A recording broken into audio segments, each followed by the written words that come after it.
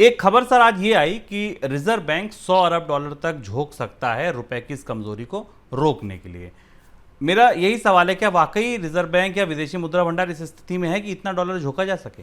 हाँ शुभम, ये खबर आज कई जगह थी और इस खबर को लेकर रिजर्व बैंक की तरफ से अधिकृत रूप से कुछ ऐसा नहीं कहा गया, लेकिन कई जगह थी और ऐसा माना गया कि रिजर्व बैंक के सूत्रों के आधार पर एक खबर बताई गई है। 100 अरब डॉलर काफ़ी बड़ा अमाउंट है जिसका संकेत रिजर्व बैंक की तरफ से दिया जा रहा है, जबकि रुपया $80 पर है और 82 और 83 के लेवल्स प्रोजेक्ट किए जा रहे हैं। और अगर आप माने भारत का विदेशी मुद्रा भंडार जो इस समय करीब करीब 582 अरब डॉलर के आसपास है, 100 अरब डॉलर तक डालने के बाद ये विदेशी मुद्रा भंडार 450 के आसपास, $450 बिलियन के आसपास है, $460 बिलियन के आसपास आ जाएगा। रिजर्व बैंक का तर्क ये है कि उसका विदेशी मुद्रा भंडार या भारत का विदेशी मुद्रा भंडार दुनिया में 5वां सबसे बड़ा भंडार है और इसलिए अभी उसके पास इतना कुशन मौजूद है कि वो रुपए की गिरावट को कम करने के लिए बाजार में डॉलरों की मांग झोंक सकता है या दे सकता है। लेकिन इसके साथ कई सारे बड़े सवाल हैं।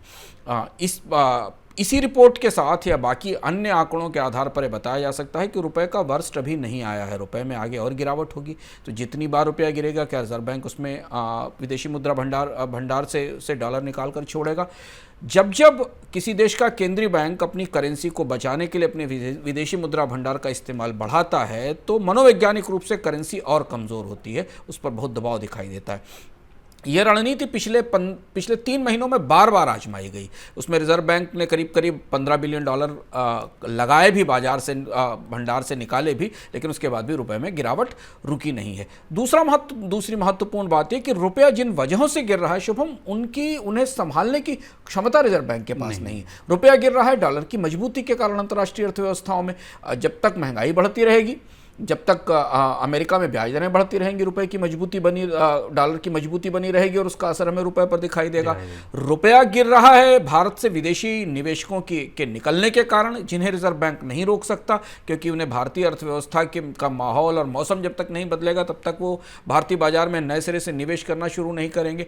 और रुपया गिर रहा है अंतर्राष्ट्रीय बाजार में कच्चे तेल की कीमतें ऊपर होने से, क्योंकि एनर्जी की प्राइस बढ़ी हुई। ये तीनों चीज़ें रिजर्व बैंक संभाल नहीं पा रहा है और इसके बाद भी कहीं ना कहीं राजनीतिक रूप से यह संदेश देने की कोशिश रिजर्व बैंक की तरफ से जरूर होती है कि 80 के पार नहीं जाने दिया जाएगा। इसलिए आप देखते हैं रुपया 80 छूता है, 80 का स्तर आज सुबह खुलते समय रुपये ने छुआ और फिर उसके बाद रिजर्व बैंक के दखल के साथ रुपया फिर 2-3 पैसे ऊपर आ जाता है। तो ये जद्दोजहद 80 का रुपये का स्तर पार करना और 80 से पहले रोकने की जद्दोजहद रिजर्व बैंक और रुपए के बीच चल रही है बाजार में, जिसे थामने की कोशिश शायद इस विदेशी मुद्रा भंडार से ज़्यादा पैसा डालकर या ज़्यादा डॉलर डालकर करने की कोशिश की जाएगी, पर कितनी कामयाब होगी कहना मुश्किल है सर। लेकिन यहाँ से एक सवाल और खड़ा होता है, मान लीजिए विदेशी मुद्रा भंडार से पैसा निकाला, आपने रुपए को कमजोरी रोकने के लिए रोक दिया, तो क्या विदेशी मुद्रा भंडार इंपॉर्टेंट नहीं है? ये भी तो एक बड़ी गहरी दुविधा है ना कि रुपए को देखें या विदेशी मुद्रा भंडार को देखें, क्या ज़्यादा जरूरी है? हाँ, रिजर्व बैंक की यही सबसे बड़ी दुविधा है शुभम,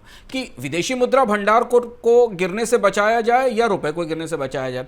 अगर आप रुपए की गिरावट और विदेशी मुद्रा भंडार की गिरावट को समानांतर देखने की कोशिश करें तो आपको दिखाई देगा कि रुपए की पिछली गिरावटों के दौर की तुलना में रुपए की गिरावट केवल 7% है। इससे पहले 10% और 18, 16, 17, 18% तक रुपया गिरा था, ऐसे ही दौर में जब अंतर्राष्ट्रीय अर्थव्यवस्था में तेज बदलाव हुए थे। लेकिन रुपए की गिरावट उस तुलना में कम है और यह तर्क सरकार बार बार दे रही है कि भारतीय रुपया पिछले अनुभवों की तुलना में कम गिरा है। लेकिन उसकी तुलना में अगर आप विदेशी मुद्रा भंडार की गिरावट देखें तो जो पहला वाला फेज था टेपर टेंट्रम का 12-13 वाला, उसकी तुलना में विदेशी मुद्रा भंडार की गिरावट काफ़ी ज़्यादा और काफ़ी बड़ी है। तो अभी मौजूदा परिस्थिति में सारे विशेषज्ञ ये मान रहे हैं कि रिजर्व बैंक रुपए की गिरावट रोक नहीं सकता, उसे विदेशी मुद्रा भंडार की गिरावट रोकनी चाहिए। विदेशी मुद्रा भंडार में डॉलर और बढ़ाने की कोशिश करनी चाहिए, क्योंकि जितना विदेशी मुद्रा भंडार कम होता जाएगा रुपए को बचाने के लिए, रुपया उतना ही दबाव में आता चला जाएगा। और शायद कोशिश रिजर्व बैंक की तरफ से यही होगी कि आने वाले समय में डॉलरों की आपूर्ति किसी तरह से बढ़ाई जाए या डॉलरों की निकासी रोकी जाए। निकासी रोकने के लिए इंपोर्ट पर प्रतिबंध लगाना, निकासी रोकने के लिए और बहुत सारे ऐसे उपाय करना जिससे कि डॉलर विदेशी मुद्रा भंडार में बने रहें, ऐसा लगता है।